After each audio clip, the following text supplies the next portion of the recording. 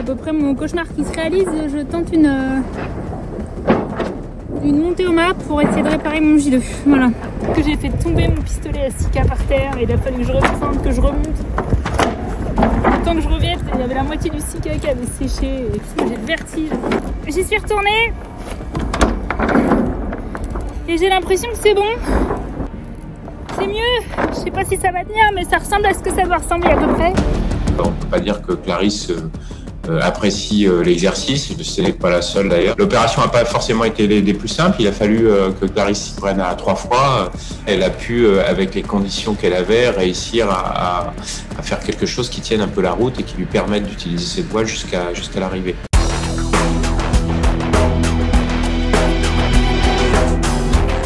Je ne m'attendais pas forcément à être ici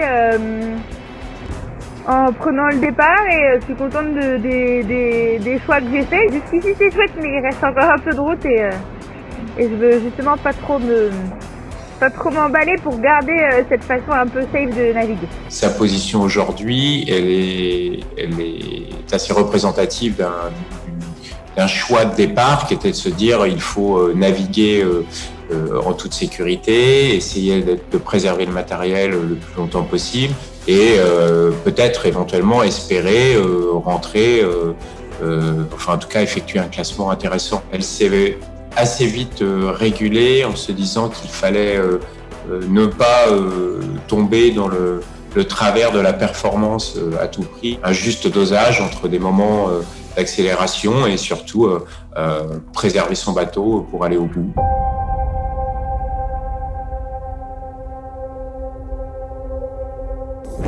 C'est calme. C'est très, très calme. J'ai pas avancé d'un radis aujourd'hui. Disons qu'il va falloir que le vent se lève à un moment. Se retrouver dans des moments dits de pétole, sans vent, avec une mer d'huile, ça arrive pas mal de fois. On a pu le voir sur les images des uns et des autres. Ce ne sont pas forcément les situations les plus simples à vivre, puisqu'évidemment, nerveusement, c'est difficile. Le bateau n'avance pas, il faut s'arracher pour trouver les bons réglages. Ça peut durer des heures. C'est pas forcément des moments où on peut se reposer. Là, Clarisse est dedans, mais elle va s'en sortir incessamment sous peu.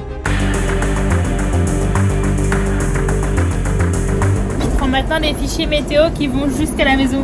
Je vais avoir les sables d'Olonne dans le viseur. C'est quelque chose, hein? C'est quelque chose.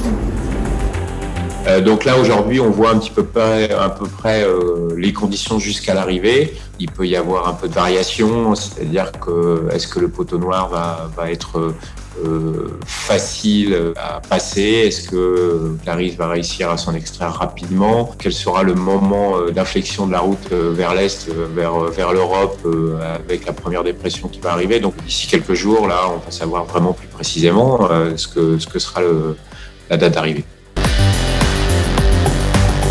Donc la semaine prochaine, c'est avant tout donc en terminer avec le poteau noir, toucher enfin les alizés qui vont lui permettre de faire une route vers le nord et puis se positionner au mieux par rapport à l'anticyclone des Açores avant ensuite véritablement de se projeter dans ce dernier sprint final que sera l'attaque de la prochaine dépression.